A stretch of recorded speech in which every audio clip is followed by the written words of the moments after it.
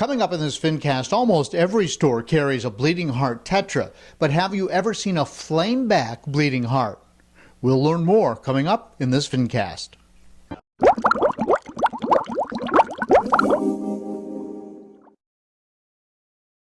So definitely when I put ChemiPure in the system, I saw a greater water clarity.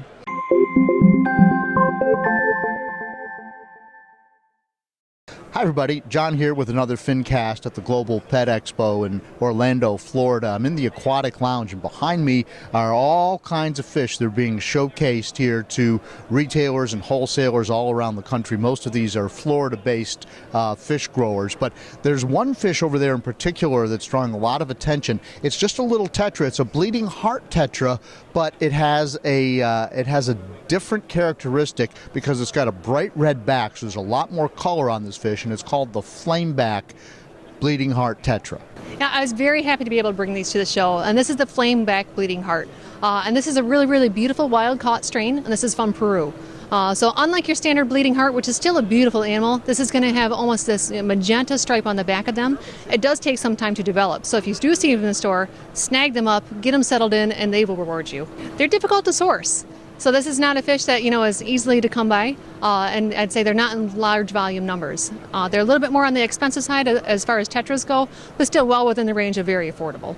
This fish actually occurs naturally in nature. It is rare, however, described only as coming from the Rio Negro Basin in South America and parts of Brazil. And I'll put a link to a little bit more detailed information with the description of this video. But it does live in sort of a black water, tannin environment.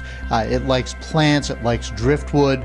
It does prefer softer, lower pH water, but it'll do okay in normal, natural, neutral pH tanks. So you can put it in your community tank with your tap water as long as it's not unreasonably high in pH. This fish does like to be in a school or a shoal, and 5 or 6 fish is recommended as the minimum. And one of the things you'll see as you get more fish together is that the rival males will start to display color to determine the pecking order. They won't necessarily pick on each other, but you will see that they do determine a pecking order, and the rival males will really get extremely colorful. If you've got an interest in breeding this fish, good luck. Everything on the internet says that it is difficult to breed for hobbyists, but it is suspected it would be similar to breeding techniques for the normal bleeding heart Tetra. Yeah, this fish has been in the hobby for quite some time, but as far as being available on a regular basis is the challenge.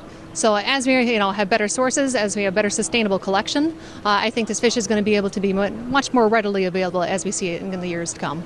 Classic bleeding heart, I would say it stays a little more petite, but for overall you're still expecting a good 2.5 to 3 inch fish over time.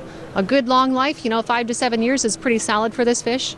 And typical community aquarium animal. It's a little bit nippy, so I'd avoid things like guppies or long-finned other animals in that sense. But for the most part, a good 20-gallon aquarium with other community fish is a perfect place for it.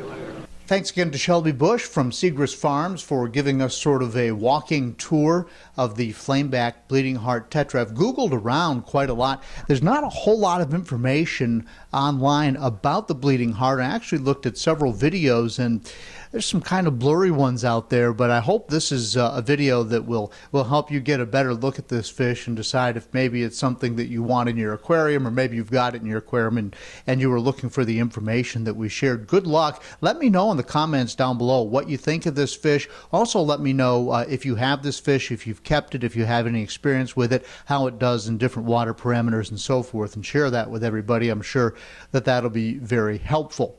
If you haven't already, look for Fincasters on Instagram and also on Facebook, and look for the Facebook group where I'm inviting folks to share pictures of their aquarium, start discussions, start conversations, and so forth. Thanks for watching, and I'll see you in the next Fincast.